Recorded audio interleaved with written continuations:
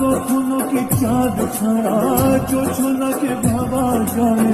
রাত ছাড়া এত তারা আকাশে কি দেখা যায়? তুমি ছাড়া যেমন করে পাখি বাঁধে নিজের সুখের ঘর, সুতো ছাড়া নয় বোনা ভালোবাসার ঘর।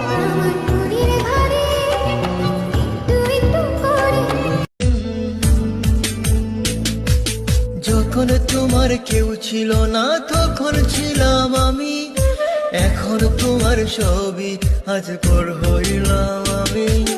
যখন তোমার